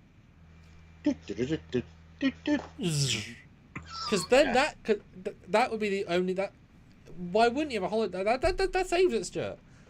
Then their comm badge becomes every comm badge. That I would buy entirely. They just forgot to holo in Discovery because they hadn't invented it yet. That'd be great. Like they're walking onto a bridge set and the lady's like, Warner, comm badge. Oh, sorry. Actually, do you think Brad's going to do evil Brad's going to have a different hair color next season? Because then he'll be less... Because if he's the same guy, purple hair, not hard to miss. Because the dead guy is noticeable. So I bet it'll go different hair color. I bet that'll be the gag. Or we'll stop dyeing his hair. Or he's just going to grow some facial hair or something in purple. Because I think there's still going to be the confusion of which Brad is who at one point. But yeah, I think they'll do both. I think they'll play him before they do the introduction, like of the duo, as a different hair color or something of the ilk to be different, and then he'll have to maybe put a wig on to be other Brad or something. George Mangro, member for 20 months at the rank of Cap. Drawn as Giorgio in case they could have gotten Michelle Yeoh. She kind of looked a little like Michelle Yeoh from the side, kind of. Could be the case. We don't know where she got sent back to, what time, whatever. So Carl took care of all that. I don't know what happened. So I mean, that would be a curveball of interesting proportions to bring back Giorgio I mean, because then she wouldn't have to film anything real. That's the wrong thumbnail for the record. And No, it's not. oh, you had Peanut Hamper on there. I know. It's still. Oh, okay. Stop it. Yeah, they warp off into the space. Just that's the end. And I did check after the credits to make sure there wasn't another one. Oh yeah, that'd been cool. I figured they might do that. They didn't. So. But that actually would have been a cool idea to have it be, because then she could be in the show without really being in the show. She'd record it. She's a very busy actress. Just do voiceover and boom, you got her. Interesting. Anyway, now is the time. Yes. Where you guys can super chat in with your scores out of 10. We want to hear them. Your final thoughts. We will give ours. I will read all the super chat scores that you guys send in. So if you want to hear my sexy, sultry voice, which you do. We know you do. Of course you do. And what's our super chat goal? Where are we at? How much do we need? We need another $20. Oh. Well, it's $30 still. Sorry. Damn it. Thanks, Stuart. So close. Another $30 in super chats. I was getting to that. We need to relax a minute. We need to chill. Relax. The chilleth pilleth. So anyway, yeah. If you just want to put your chat or your score in the regular chat, Samuel will read those when he's done his review and everything. So yes, now is the time to let us know all your final thoughts in this episode, or forever hold your peace and hit that like button, because we need 13 more likes to get to 100. Yes. And seriously, put your scores in. There's 91 of you. I want to see scores in the chat. I want to see where we are at. So Stuart, final review, and has our discussion changed your mind at all, as you brought up quite a lot of unique things? I don't think it's really affected me that much. I just realized I didn't like the end of the Boimler story quite as much as the first watch through, but didn't take anything away from it really. I really appreciated the storytelling and the pace of this episode. It was just boom, boom, boom. Always something cool going on, and I mean George Takei, hey, that's just awesome. All of the movie tropes, seeing familiar things like the monster maroons and the regular kind of style station on one of the moons of Jupiter. There's a lot of fantastic stuff here, plus the time travel. So Sovereign class, a Defiant-like ship, is a little different. Could it have been better? Probably. I still think that it was a longer episode, and they had to whittle it down a little bit because there's a few things that seem a little off that could have been explained with a scene. Yeah. But I'm fine with that. 27 is a good length for these. It's not like 24 or whatever. I agree. I agree. Some time. It felt more dense for sure. Yeah. Yeah. So, my goodness. And I can't write the score down, by the way, just so you know, so I'll have to reference that later. So I can't see scores. Boimler learning that William died really affected him, which it would, of course, and that was a nice little twist as well, and then the double twist at the end. Now, but that's going to be a triple twist, because I think he might be working for Riker, going undercover. Would the score be different for you if the triple twist hadn't have happened? Would that have changed the overall vibe for you if he had been killed without the reveal at the end? It wouldn't have been such a good ending. Yeah, okay. But still, the rest of the episode definitely is still good. It would have lowered my score a tad, though, for sure. Yeah, okay, good. Yeah, absolutely. Cool. As for my score for this season, I'm probably going to give this one a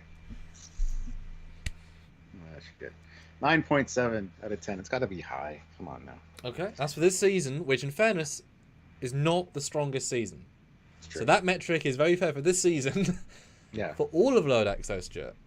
For all Lower Decks, this is probably going to get a 9.2 out of me. Okay. It's still like one of the best episodes of Lower Decks. If at the end of the season we go back and rank our top 10 favorite episodes from all 3 seasons, this is going to be in my top 10, probably my top 5. So I will say that. So there you go. How about you? What was your final analysis and score? Yeah, it's so tricky because that last statement is super fair in that this part of Lower Decks' fun is obviously that we want the reference, we want the showing the old universe stuff, and this gives us this. So for small moments, this thing has a plethora of stuff, and my brain says that should obviously be one of the top episodes, but its main story doesn't hold as strong as it should do versus other less referential, more strong episode stories. But my brain is still like, well, that the small stuff should still win out. But it's a very tricky one in my brain because I still prefer it to some of the ones where like, well, that was both a not very referential and also who cares story in the grand scheme. So it's a very, very weird one to review for me. Like I said earlier, I wish they'd focused on a few more things, less breadth, more depth. Wouldn't have needed much. Give us Sulu and Wrath of Khan bit would have been fantastic. Have Brad with the team, I think, for one more adventure. Can't hear you. Still can't hear you. Sorry about that. So it's confirmed that Samuel likes more girth, less length. Well, when you feel the episode be deeper, you appreciate its talents of storytelling when it goes deep, rather than breadth. Yeah. So I think, I mean, it would have been weird, but I think if it had been an Excelsior mission in the Wrath of Khan era, and so you would have actually seen Sulu do some cool things, they interact with him a little bit, and you felt, oh, that was a good cameo. And then, because Brad knows Sulu's going to be in it, Sulu becomes his mentor guy at the end. I think it would have been much cooler, and you could have seen both Sulus. Personally, I would have done that. I would have skipped all of Sydney. Personally, I think it didn't add anything. I mean, on purpose, it's meant to play to the silliness because that's the tone. But I don't want to relatively waste 3 minutes when you could have had something cooler. But that's okay. Just, yeah. And you could have double dipped cameos, having Archer in the other sequence. It's a holodeck. Have a huge like shootout fight in the. It's confirmed he also likes DP. Anyway, continue. Jesus Christ. So I think if you had Archer in the arena, some joke would be really fun there as well. So it's fun, but I prefer the first one more for sure. Because the joke is that it's about the meaningless of life, and that comes across in the Boimler story, which is half the story. And the Tendi thing isn't earned yet, so that was a few episodes too early. Still good, but it could have been a lot better. But that's just Lower Decks. Like they do so many cool things that when they do like truly perfect stuff, you kind of spoiled when everything. It's like the best probably episode Lower Decks, the Wage Douche. It's like that has the right amount of depth and breadth and good ending. Like that's almost perfect. That was like the perfect Lower Decks episode. Yeah, and this is nowhere near that. This is fun. It's roller coaster. It's close to it though. See, I like the standoff when one episode doesn't mean anything in the grand scheme kind of vibes of episodes. But then I want each fun thing to mean something. Like, why bother going to Sydney? Like, they didn't add anything. Like, if you're going to go full out blown fun, everything needs to be really, really fun. That wasn't really, really fun. Although Thaleron canon was fun. So for me, I think it's definitely one of the strongest of the season because it has so many cool things in it. Sulu was good, absolutely. And the ending really, really helps it for me, as you know. And hopefully leads on to cool things. Hopefully. I think for me, score-wise, it's going to get a... Jesus. For this... You don't have your other scores to I don't lean on, which nope. I love. I love seeing you squirm. Thank you. Because I got to think in retrospect. It might be the strongest season, but that's just because the ones aren't quite as strong, but there's still weak parts of this episode. I'm going to say this episode gets a 8.95 for this season. Fair. Not going to hit 9 because it's got too many... All of Lower Decks, I'll go 8.5. So it's certainly top 20%. But it'll probably make a top 15 list, top 10 list, maybe. But when they do better episodes, they're much, much better. This one's good, but not great. For me. And even second watch, I enjoyed it more. I think, yes, I would have given it a lower score, so it's certainly upped in my scoring, but I can't go any higher than that. It misses too many things to truly be amazing. But again, I went in with really high expectations, and it just didn't meet them. And that, even second viewing. Now's your last chance, guys. I want you to hit that like button. 6 more likes to get to 100. We also need another $15 to hit our minimum. So one super chat of 20 would be great. Somebody wants super chat in their score. Now is the time. But we have SVS Guru 2000 who super chatted in €5. Thank you. Yours are good. Yours are good. Yeah. It says 8 out of 10. Still like last week's episode more since it was more focused. Which was last week's episode? Peanut Hamper. Oh well, no, I don't like it better. But it was definitely more interesting, like more creatively interesting. This is more fun interesting. Yeah, this is a weird season, Stuart. This will be a very interesting retrospective. Ray Ricks throws in £5. Thank you. 8 out of 10. Agree with Sam. Would have been nice if we spent more time on certain things. Cool. Rich Klein, $2. 9 out of 5 or 9.5 out of 10 for Captain Axel and Commander Sam. Thanks. Thank you. Yeah. And then non-subject scores. What do you guys say? We have a George 10 out of 10. Stanley's 8 out of 10. Chuck 9.9 out of 10. Project 7.5 out of 10. Dave 8 out of 10. Eric 9 out of 10. Species 7.5 out of 10. Dan 8.5. Isla 7. Aussie 10. Damien 8.5. Joseph 8. Matt 9.5. Pretty varied scores, Stuart, between us. Mm-hmm. So no great consensus this time. Interesting. I don't know. I don't think Peanut Butter scored higher than this. I don't think either of us gave it a. I definitely didn't. I don't think I gave it a 9. That would be. I think probably like an 8.2 or something. 7.8. Nah. But now we're in the final 2.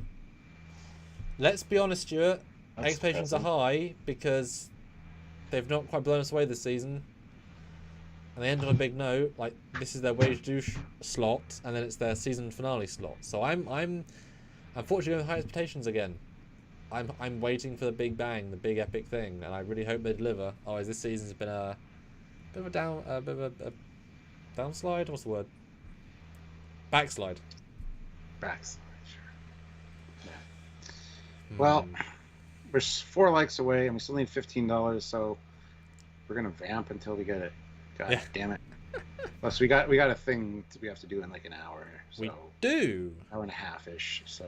And it's funny because I pitched that we go half an hour later than the start so that he could say hello to us live, and I was pitched us going in half an hour early so we can test the layer live stream. So there you go. That's why I joined which I mean makes sense. It's a new platform for him, but it's like I guess we are there from the start then. So I thought I was trying to be nice and not be there at the start, but at the start we can leave earlier, maybe. I don't know. I mean, it's nice the whole time. But yes, watch us on the. Can you share the link? Is there a link you can share in the chat? Maybe? Oh god, I have a link to our version of the stream, which you'll have to send me because I think I have it in the email, but yeah. I don't want to look for it, so you can send it to me. It's your job. Tell me it's starting and send me the link, and I'll be there. That's all I need. What a guy. That's what captains do. Yeah, it's true. I will. Yeah, after. Yeah, I'll find the link. I just gotta find Twitter on my phone because I'm not logged into things on this PC. That's fair enough. Yeah. You cobbled this PC together with like an old toaster, some string. It's a Sega. It's a Sega Mega Drive that I've boot installed Windows 10 on. It's a whole thing. Yep. Long story. We don't want to get into it, but no. yeah, just. You'll be absent of some episodes this weekend, but we'll make up for it next week. We'll have some episodes that you'll really truly enjoy. So, I mean, I did joke to Marie earlier that we need to something needs to come out on Saturday. Either way, right? That's our legacy. So even if we have to record something on our phones and you put it together briefly, like Well, you know what I said to somebody earlier today? It would be nice if we had a bunch of stuff edited and uploaded for emergencies like this that I could just release on a Saturday. I could schedule it. We had that. It was the in-between time, and we used like all 9 of them, like of the batch we had. It was great. Just saying, we have other things filmed.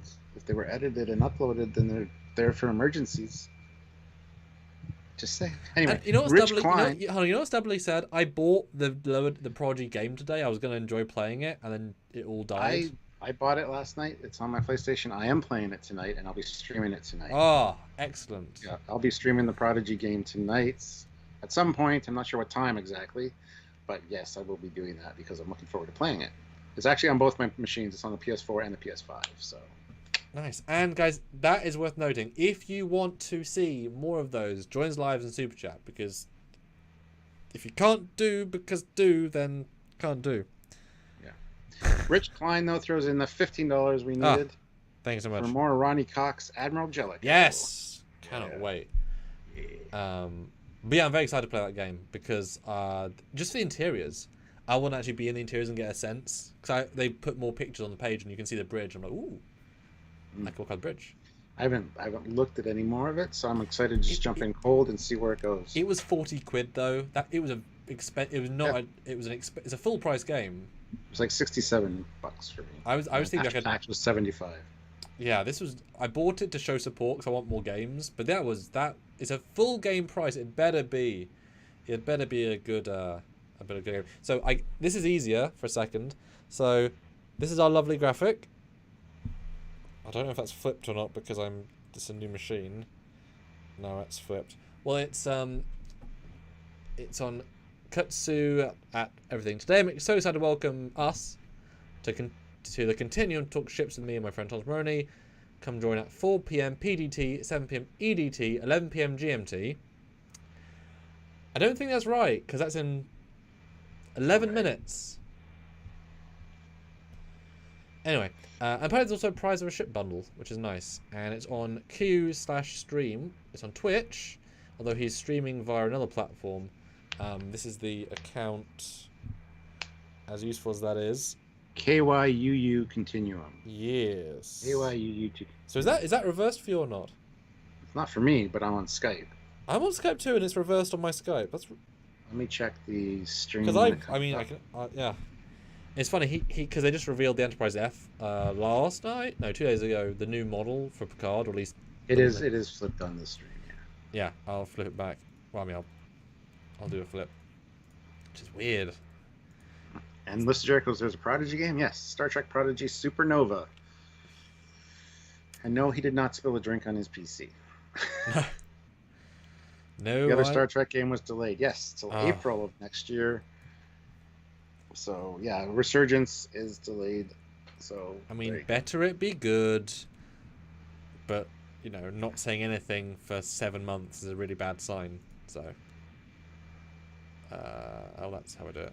All right, okay, cool. Did it. 4 more likes, guys. 4 of you haven't hit the like button. Hit it. There you go. Now Right. you can see it. So Q Continuum, and it's funny because like I said, 2 days ago he re-streamed Thomas's live, the official one. So I watched his stream, watching their stream, which was kind of funny.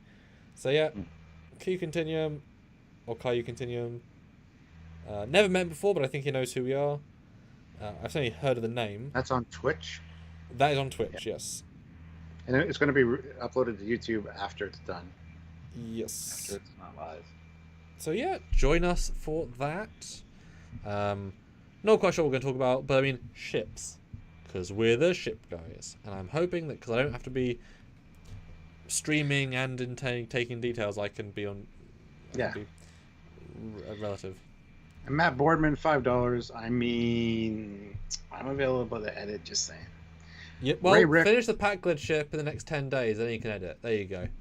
There you go. You heard it here first. Everyone heard that. It is official.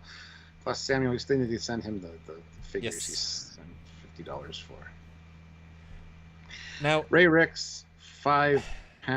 Random question. I am looking to travel to London for a con. Is Star Trek mission any good?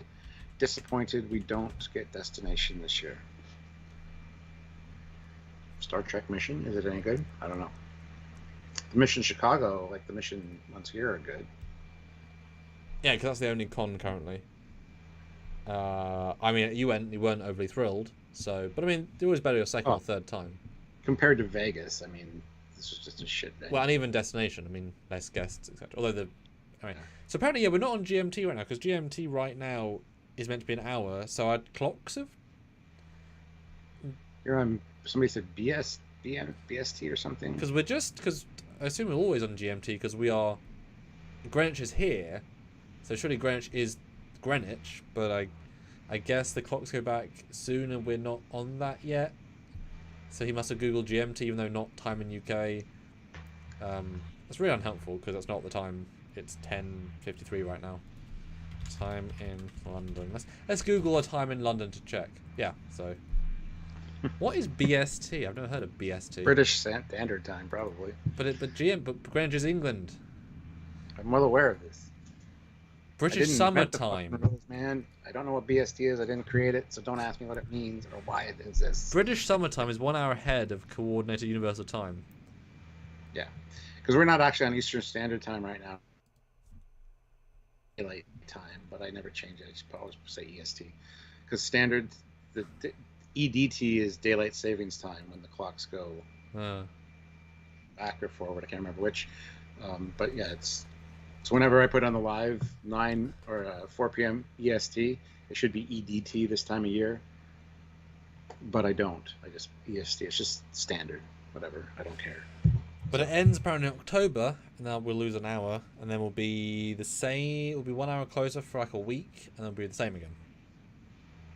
Yeah, some shit like that. Yeah. Anyway. Don't ask us, we just live here.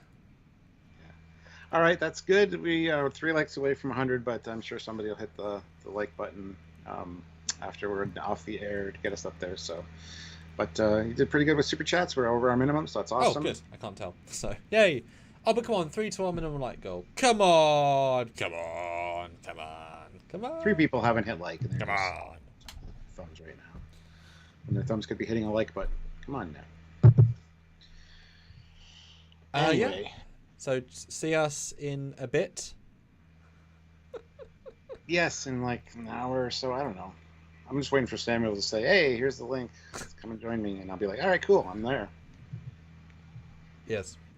I'm gonna be awake, which is fun because it's quite a lot later than I would normally be working. Presenter working, because working is different to presenter working, but yeah. Yeah, there's presenter Sam, which is like, "Hey, how's it going, guys?" Blah blah blah blah blah blah blah blah blah blah blah blah. And then there's editing Sam working at 4 a.m. Why is Stuart still talking about proton torpedoes? Why is because I'm editing. Okay. Stuart, shut up, Stuart up. And I can just press pause and he stops. It's great. I have dreams of strangling me with my microphone or something. Yeah, bastard, shut the fuck up, get out of my head. Yes, you're always in my head. You're not the conscience. Boy, that is. You do not play that role, sir. I should be your conscience, man. Your life would be so much more interesting. Well, decisions we made that I don't know if I would consent to, because you have a weird sense of oof. No, he's a great guy, don't worry. On that note, but we will see you guys later. Mm-hmm. Sorry about no videos this weekend, but we will make up for that early next week when things get sorted. I mean, either the PC's okay tomorrow, or it's really not okay tomorrow, because I've not got it, so I don't know. So we'll find out. So miracles could happen, but there is some good videos coming out. We have filmed them in the present and in Bedford. Otherwise, we'll see. Anyway, we have filmed some great stuff, and we're looking forward to you seeing it. So. Yes. Anyway, until then, he is Commander Cockings. He's got a Foley. See you in an hour and a bit or 2 hours. We'll see you there. Twitch. Yes. Bye, guys. Bye, guys.